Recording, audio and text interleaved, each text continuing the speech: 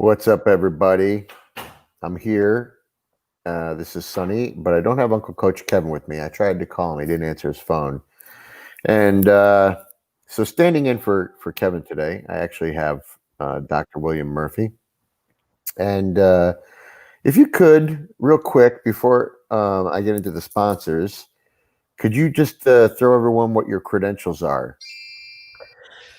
So I've got a PhD in data science. I've got a master's degree in econometrics, basically economic statistics, another master's in risk management actuarial science, and then another master's in cyber, working on a fourth master's that I won't mention until I graduate.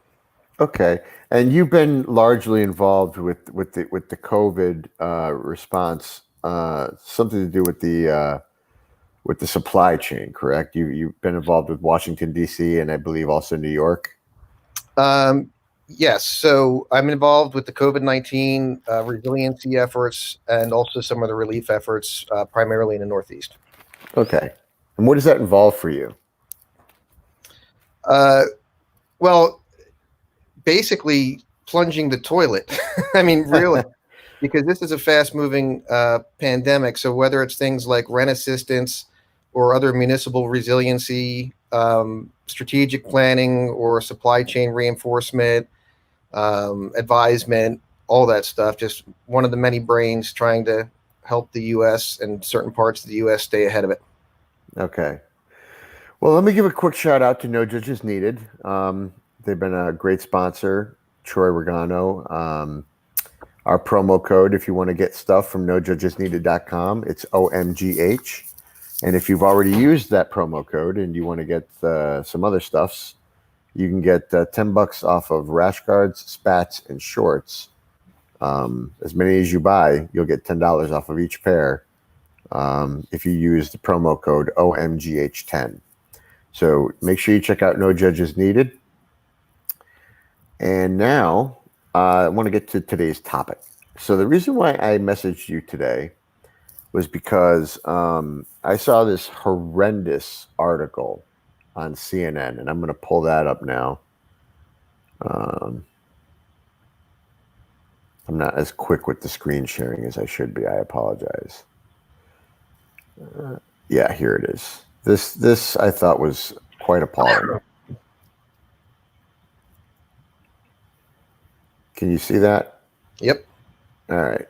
Let me come back over here to the StreamYard. So the headline that CNN is running, which is just unbelievable. As soon as I saw this headline, I knew it was bullshit. I researched it. I researched it all the way down to the article, and that's why I have you here. But as soon as I saw this headline, I was like, Black newborns more likely to die when looked after by white doctors. I was like, that is garbage. That is absolutely garbage, and I know it is garbage. And based on my feelings of it being garbage, I went and I found the actual study that they're basing this off of. So I'm going to pull that up as soon as I can figure out how. All right, sorry for the one person watching here. All right, let's see if I got the right one here. Yes, I think I do. And you're going to help me walk through this and explain to me why this study is bullshit. And explain to me why this study is absolutely just bonkers. So I'm going to go ahead and let you take over from here. I mean, if you need me to read anything for you, I don't know how easy you can see that, but the research article, the title is Physician-Patient Racial Concordance and Disparities in Birthing Mortality for Newborns.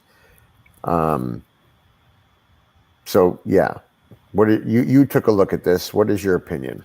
All right. Well, first, I want to throw out some broad statements, because the domain that the study seems to be looking at is there systemic racism effects in the healthcare system?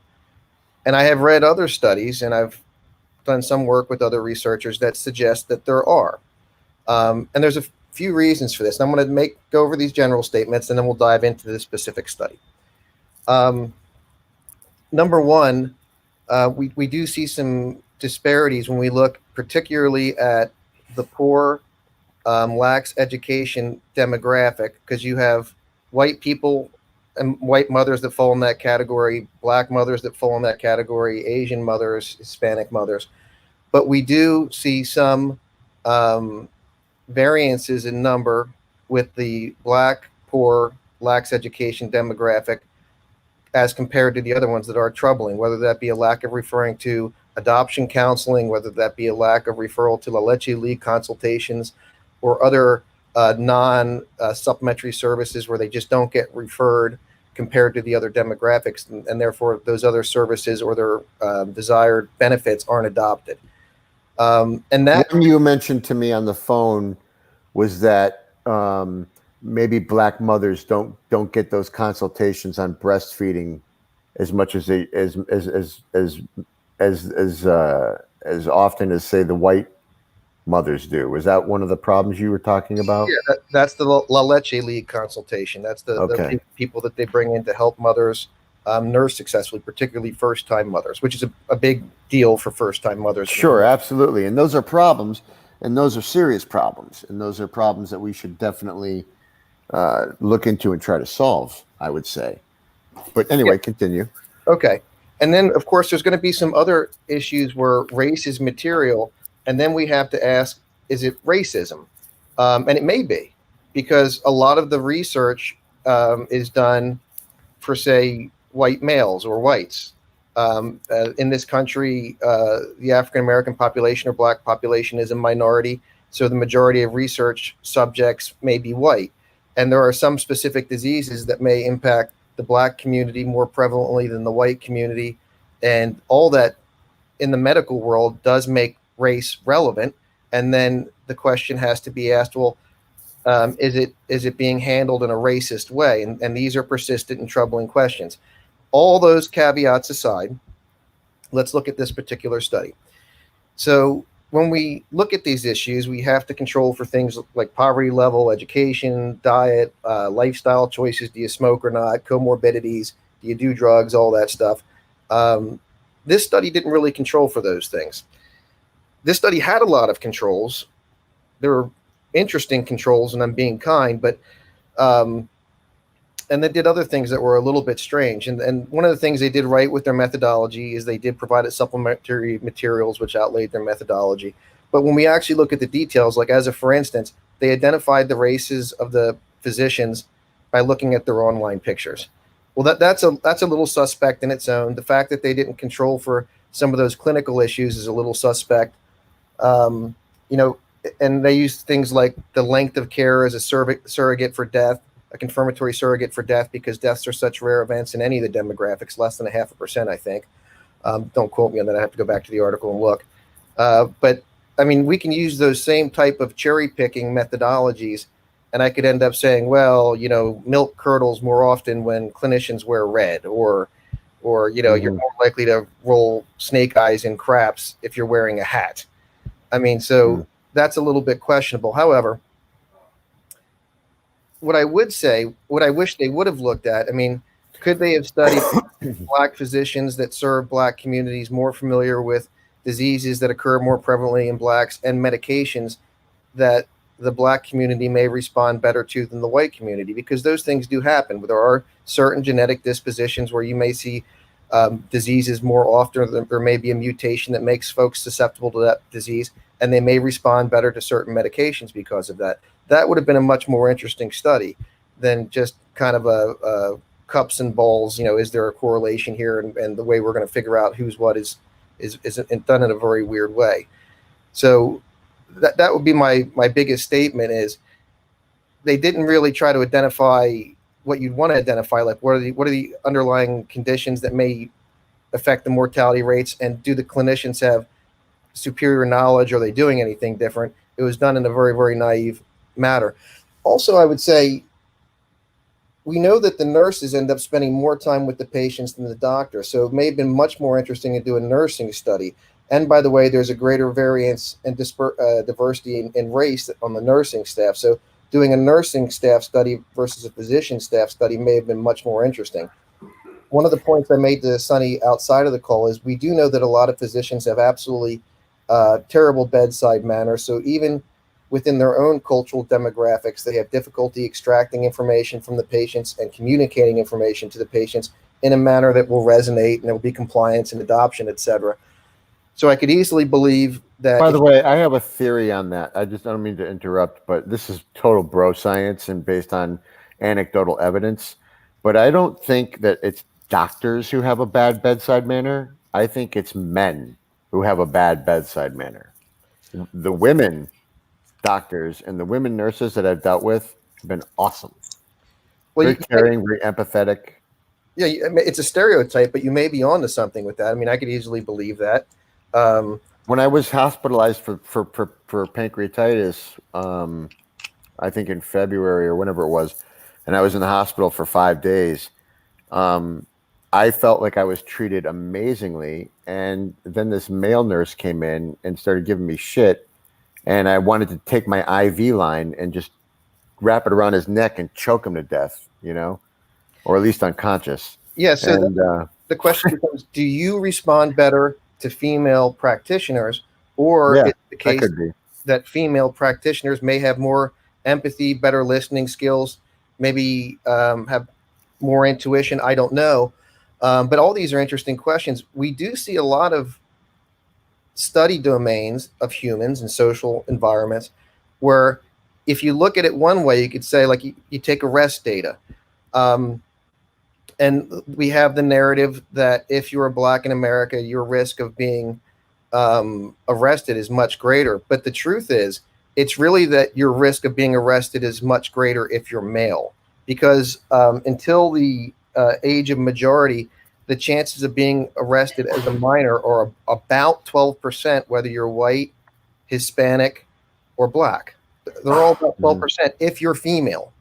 If you're male, it ranges from 22% to about 30%, depending if you're Black, Hispanic, or white. So that's an example of that, where, like, when you look at it from one way, you will see, yes, among males that are white, Hispanic, and Black, there's a range between 22% and 30% chance of being arrested before you turn 18. But among females, it's about 12%, regardless of what your ethnicity is. Well, before we get too far off topic, at least can we at least agree that this article is an overblown, just bad piece of journalism that is completely just filled with identity politics and race baiting? That is, and it's untrue based on this study. Well, we don't know if it's untrue, right? But we do know that this study is flawed. The study that they used to write this article, we can at least say that, correct? Well, if I was writing this article as the journalist, my headline, and I know there's a character limit, I would have preferred a headline of "Study concludes Black newborns more likely to die," because they're presenting the headline as if it's a fact, when in reality it's a study. One study concluded that Black newborns are more likely to die when looked after by white doctors. And even when we look at the study, does the study really conclude that, or does it suggest that there is a correlation? And then we look into the specifics. Did the study have good methodology? And then did the article cover any of the points that I mentioned, which they could have and should have if they actually read the article, the study, and they read the supplementary materials? So, I mean, I think that it's very dangerous to post a link out of context and without discussion of study limitations when the article is about science. So if we're going to report science, we have to report this is the context and this is the limitations of the science that we're presenting. Right. So, and this is just one article that I saw on CNN. And when I saw it, I was like, there's no way that this can be true. And when I looked into it, sure enough, it's science, but it seems more to me like pseudoscience, really, that's trying to prove a point.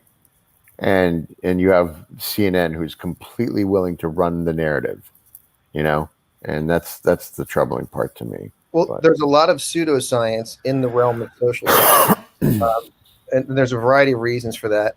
But what I would say about this article is I do find it interesting, even if I think that some of their methodology was questionable. What I would like to see, because a hospital can do this, is could they not record the race, the reported or official race of the practitioners, nurses, and doctors, and then do a proper study on the mortality rates of infants. And if we find that there is a variance, could we find out, well, is that a matter of demographic specific education where we need to bolster the amount of clinical continuing medical education those physicians and nurses get? Is it a matter of bedside manner and time spent with the patient? I mean, are the black babies getting the same amount of cuddles in the neonatal unit as the white babies? What do we do if there is there really a problem? Can we replicate that, and can we confirm that? And if we confirm that there is a problem, which there very well may be, what can we do to address it? Right. But I definitely don't think that writing articles like that right before an election season is responsible journalism, to say the least. Yeah, I'm very confused these days by articles that are presented as news articles and not opinion editorial, but they are written in the style of opinion editorial. And it seems to be that's normalized now. And I think that's a terrible, terrible state for journalism and the public. And with that, I'm going to go relax myself. But I wanted to get you on here because I didn't want to just come on here and rant with my uneducated opinions. I wanted someone who's smart to check me and make sure that, you know, I'm not overblowing anything, and, you know, I'm not going crazy and shit like that. You know, because I know that when it comes to science, you're very serious. And if I'm wrong, you'll tell me straight up, hey, no, that's incorrect. You know, and you have no problem doing that. So, well, I think you're smart, and you've actually come up with some very interesting suggestions for some of the social issues we're facing. I'd also like to repeat the invitation. If you want, perhaps we could get a nursing practitioner or a researcher that specializes in nursing science to come on and maybe discuss some of these issues, because that's their domain of speciality. I can speak to some of the statistics and methodology, but from a clinical perspective, they would be the people you want to talk to. Tony Francisco, this is called a tu quoque argument. I might be saying that wrong. It's actually a logical fallacy, and I think it's called tu quoque. Is that what it is? Yeah, it's the fallacy that we can justify evil by other people doing evil. And right. I would like to say that I read articles all the time that are shared to me by my friends from the New York Post and the New York Times, and it could be Fox News or CNN. And a lot of the media companies are doing this.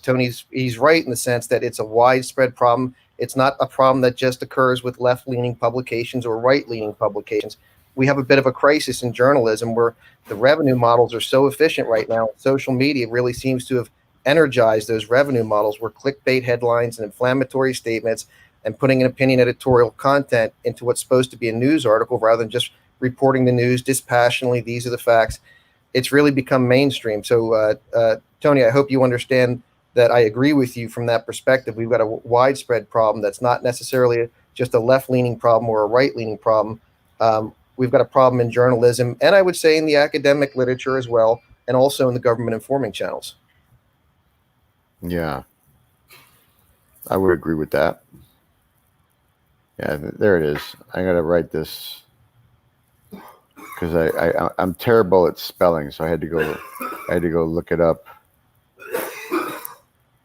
But that's the phrase.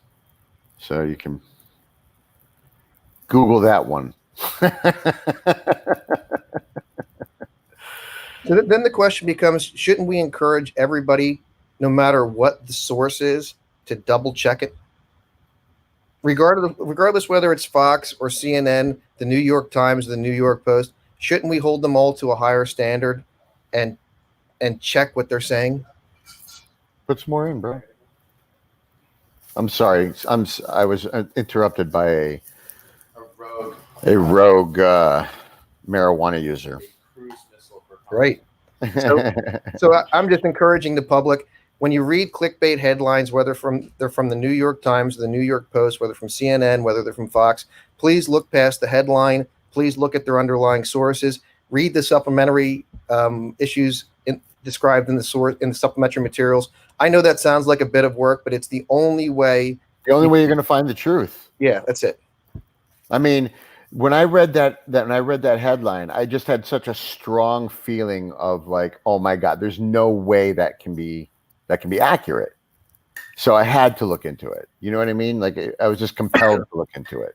And I think whenever you see headlines, you're right. Whenever you see any headline that you disagree with, whether it's on Fox, CNN, MSNBC, wherever the fuck you get your information from, Twitter, Wikipedia, 4chan, I don't care. Look it up, man. Look into the details. And don't just be like, well, here's a study. Look at the study like you did. Look at the methodologies of the study. Like the fact that they were looking at online pictures of the doctors to confirm their race is absolutely absurd. Do you know how many people are a race that don't look like the race they are? I mean, Jesus Christ, I got Dom in front of me. He's Hispanic or Puerto Rican or something. I don't know. What are you? I'm Cuban. He's Cuban. Does this look like a Cuban motherfucker? Look at this guy. That does not look like a Cuban. Okay. Do you think we could get Tony Francisco on to give his other opinion? If Tony would like to come on and give his opinion, I would be more than happy to send Tony a link. However, something tells me Tony does not give a shit. Fair enough. But I will send him a link right now. Was Tony messaging you like, I don't give a shit. Don't send me a link. No. I did send him a link. Oh, he's on a conference call. Okay, fair enough. So he can't do it. So anyway, well, so it's so yeah, that's just I just wanted to talk about that, and I agree with your opinion on encouraging people to don't just read article headlines, and that's the problem these days. That's the real problem. It's like most people these days, they don't even read articles. Never mind researching where they got the information from to write the article. You would never read an article? See, there's your problem. That's my guy right there. My number one guy right here. Won't even read the article. You start reading articles, you sound like a communist. So people don't even read the articles. They just read the headlines these days. And that's enough for them. You know, it's like they see a headline. Oh, well, it must be true because it came from their favorite news source. It's like, no, dude, read into the shit. And don't just read the article. Read where they got the information from. Was it an anonymous source?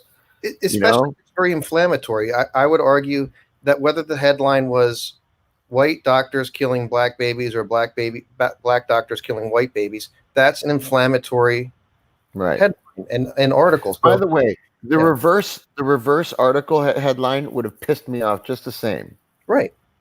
And I would have looked into it just the same. If it said, you know, white babies are more likely to die when cared for by black doctors, I would have been like, there's no way that's true. And I would have looked into it just the same. And actually, that would be obviously a very racist headline. Right. About it. Are they implying that black doctors aren't as educated as white doctors? Are they they're not as capable? Are they implying that they're malicious? So that's a clearly racist headline. Right. I agree. Well, anyway, thank you for coming on and clearing this up. We spent a good 23 minutes of the day on this, 24. So one more shout out to No Judges Needed for sponsoring this mess. And thank you to Dr. William Murphy. Always a pleasure to speak with you, and I hope you're doing well, sir. I know you've been quarantined up, man, and God bless you, because I couldn't do what you're doing. I couldn't. Well, Dom and Sonny and Mrs. Parlin, you guys have a great day. I'll talk to you later. All right, sir.